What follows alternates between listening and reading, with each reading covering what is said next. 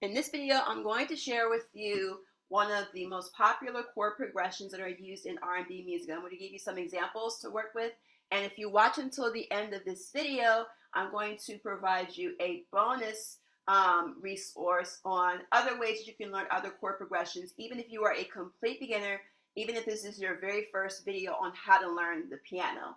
So before I get into the chord progression, I do want to go over a real quick basic of what you need to know in case you are learning piano for the first time. There are white keys and black keys. For today, we'll just do the white keys, and the white keys are named by letters, like letters of the alphabet, like C. This is C here, which is the white key to the left of the two black keys. And it just goes D, E, F, G. After G, it's A, and then B, and then the next C, and it just keeps going. So it starts to cycle over again. So all the piano is just the same 7 keys that go up in tone as you go to the right, and then they go lower in tone as you go to the left. So that's pretty much as straightforward as the piano goes. So the chord progressions that we're going to learn, or the chords that we're going to learn today, on a very basic level, I'm going to show you how to do the right hand and the left hand. It's going to sound like this once we're done with today's video.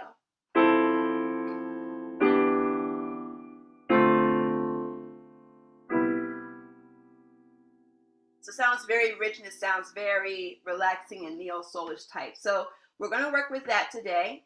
And I'm not going to get too much into the theory of what these chords are. I'm going to just show you how to play them, and you can use this in your practice sessions. So what we're going to do is I'm going to start with the right hand first, and then I'm going to give you the left hand. I'm going to show you how to play them together. They basically would come in at the same exact time. So what we're going to do, and by the way, with the hands, the thumb is number 1, index is 2, middle is 3, ring finger is 4, pinky is 5. Likewise with the left hand, thumb is number 1, 2, 3, 4, 5. So you may hear me reference the finger numbers as we go. So with that said, I'm going to go ahead and get started. I'm just double checking to make sure that my microphone is doing what it's supposed to do. All right, so we're going to start with the thumb. So that first chord, which is what a chord is basically 3 or more notes being played at the within a particular distance. So this would be considered a chord. This is a chord, this is a chord, and this is a chord.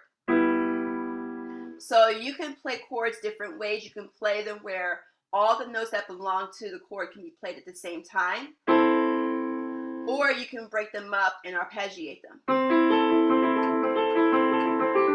Right? It almost sounds familiar too. I'll come back to that in a second. So for the first chord, we're going to use our thumb. This is for the right hand. Our thumb is going to be on C. We're going to then take our 2 finger, our index finger, and play E. And we're going to take our pinky and we're going to play A. So we're going to play C, E, and A all at the same time.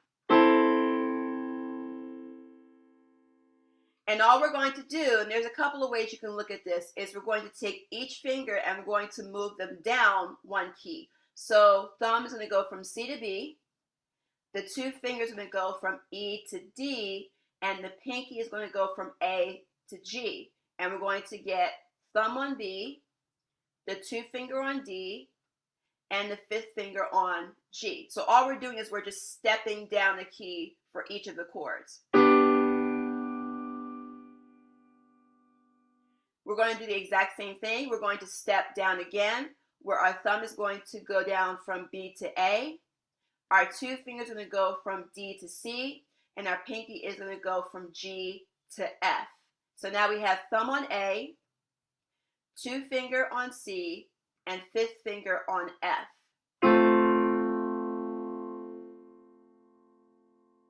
And then finally, for that last chord that I played, my thumb is going to come down. We're going to step down basically one last time. Our thumb is going to go from A to G. Our 2 fingers are going to go from C to B, and our pinky is going to go from F to E. So what we have is thumb on C, 2 on E, pinky on A. Everything slides down, thumb on B, 2 on D, pinky on G. We slide down again, thumb on A, 2 finger on C, 5th finger on F. And then finally we slide down one more time, thumb on G, 2 finger on B, and 3rd finger on E. So now we have this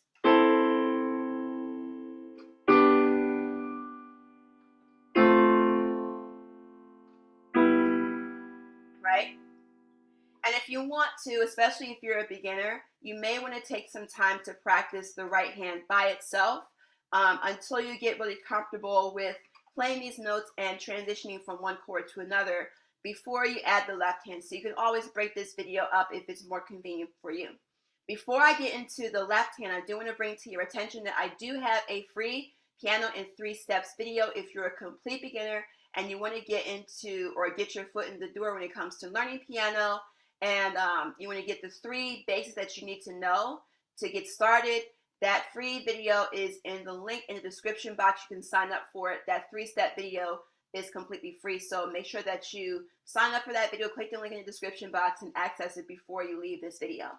Now, as far as the left hand is way more straightforward than the right hand because the left hand is just playing one note at a time, and it's playing, in this case, what's called the bass or the root of the chord.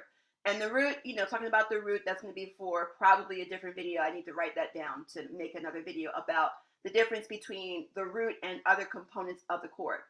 But with that said, what we're going to do is we're going to place our thumb. So this is middle C here. Middle C is closest to the middle of the piano. This is where the right hand's going to start. And then the left hand's going to start on that F below, the first F below middle C. So middle C sounds like this, right? Ba, so it's that tone. So just make sure you look for that on the piano or on your keyboard. Now the left hand's going to come in with the thumb on the F that is just below middle C. So you just play thumb on F. Then you use your 2 finger for E, so you're just stepping down one note the same way you would the right hand. Then the 3rd finger is going to go to D. And then the 4th finger is going to go to C. So it's just F, E, D, C, thumb, index, middle, ring.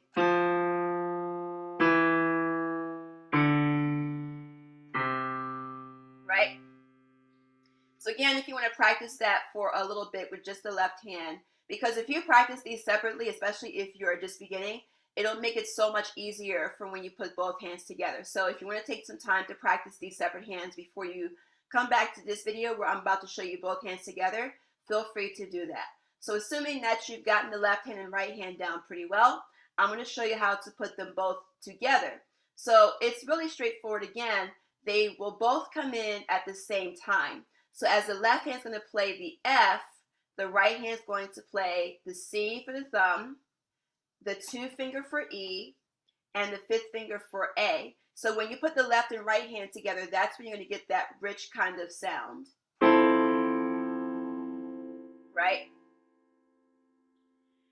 As the left hand's going to go to E with the 2 finger, the right hand's going to shift over, and it's going to play thumb on B, 2 finger on D, and 5th finger on G, while the left hand plays E.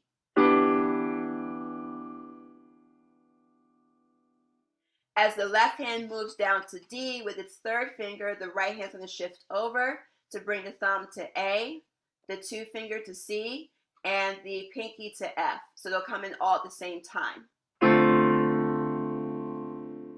So not only are you actually learning the chords that happen in R&B music, but you're also learning how to coordinate between the left and right hands, and you're also building finger strength for each of these fingers here. So the left hand, as it plays that last note, which is C, with the ring finger, the right hand is going to slide over to thumb on G, the 2 fingers are going to play B, and the 5th finger is going to play E. So now you have this, sorry, where was I at? Oh yeah.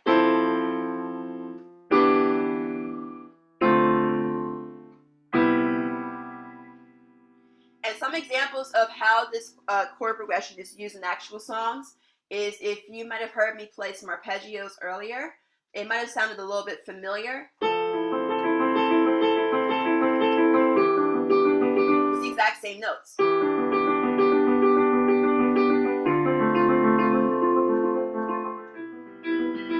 And then going back up, it's just the same thing. I'm just stepping back up. I'm just doing what I showed you, but in the reverse. And the reason why it sounds a little bit different is because I'm playing it in a different key. I'm playing it in the key of C, right? The actual song is in the key of G, right? But the same chord progression happens, it's just in a different set of chords.